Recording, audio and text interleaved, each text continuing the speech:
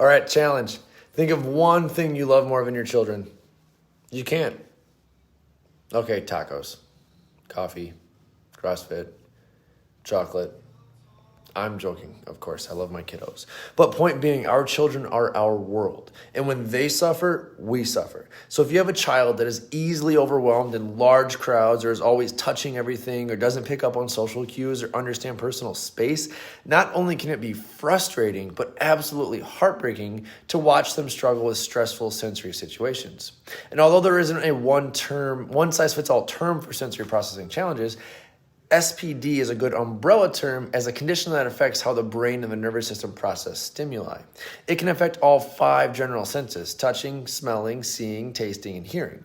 So if your child struggles with sensory processing disorder, you might already know its effects. But moms and dads who want to dive deeper into how to help their children who struggle with sensory issues, this video is for you. Because most likely you have tried the therapies, the diets, and often avoid situations that are difficult altogether to little or no avail. So in this video, we will look at the root causes and the specific test that we can use to measure the struggle. Yes, you heard that right. There is a test we can use to quantify the struggle and then even give you, more importantly, to get work helping make the sensory processing system more comfortable and able to handle stimuli. So that starts within the nervous system very early in development, sensory processing issues. Plus, there's a unique and non-invasive way to measure this neurologically, the insight scans. And actually there are 2 different kinds of sensory processing challenges: sensory avoiding, meaning they do not want to be touched, and sensory seeking, meaning they always are in need of stimulation. And children can most definitely have a mix of both and go back and forth. So to find the root cause of these struggles, we have to go all the way back to your child's development, and often even before delivery. One of the very first things to develop in utero is the brain and the autonomic nervous system. So if our mothers are left in a constant state of distress or anxiety, this can greatly affect the developing infant's brain and nervous system. And another trigger is birth intervention and trauma. I know this well because my kiddos were through both of them, or through a lot of them. Excuse me, both of my kiddos were through one of these. So forceps, vacuum extraction was my daughter Ren, C-section was my son Brooks, but inductions, prolonged labors, all can disrupt the function of the brainstem and upper cervical spinal cord regions, which are the most important areas for processing and integrating sensory information before it reaches the brain. Think of the brainstem as like the air traffic control for all of your child's senses, where it's responsible for not only organizing and processing information, but keeping out unwanted or annoying information. This unwanted and annoying information is called nociception. The reason your child may be avoiding certain stimuli is to avoid additional noisy and stressful situations that they can't quite tolerate. Additionally, if they are constantly moving and seeking out physical touch and stimulation, they are doing so in order to bring about proprioception, which is the sense of movement. So while it might not seem like it, all of that movement and touching things is actually trained to calm their brain back down. And it's one thing to talk through the why this is happening, but most importantly, how do we help it? Because the nervous system is a 2-way street. Excuse me again.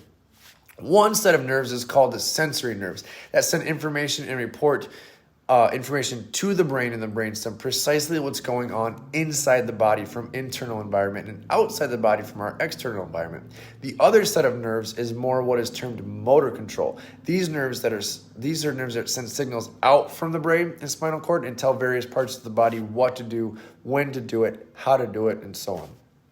So as parents, we measure these systems through symptoms that they produce, but this often doesn't tell the whole story of what is going on inside the body or within the nervous system. This is why taking a test to look under the surface is so incredibly important with these children who struggle with sensory processing disorder. The best part is that this test can be done in a very easily and comfortable manner. This test, which is conducted in our office, consists of 3 different neurosensory scans from the technology called Insight communication scans. The Insight scans are about finding, tracking, and understanding if subluxation and what we call dysautonomia are present. And if they are, we need to know 2 things about them. Number 1, how significant or severe, mild, moderate, severe, or intensive it is. And number 2, where within the nervous system or the neurospinal system are things primarily not tracking or not targeting. Think of the neurospinal system as the fuse box within your home. While our nervous system is quite a bit more intricate and complex than that, many of the sensory and motor nerves function similarly. So in our office, we use the neurofuse chart to help us better track and locate where and what kind of trouble the subluxation and dysautonomia may be causing. So making sure this system is working at full function is simply the most important exam and assessment any pediatric provider, me and my wife, could ever perform for your child. And to be quite honest and to put it simply, if the nervous system isn't calm on the inside, sensory symptoms will show most definitely on the outside. So if any of this rings a bell for you and your family, give our office a call right away. Email, direct message, comment below, whatever you think, whatever needs to be done to reach us to get your kiddos scanned so that we can figure out what's going on with them and how we can best help and then get them back on that path to healing. Thanks.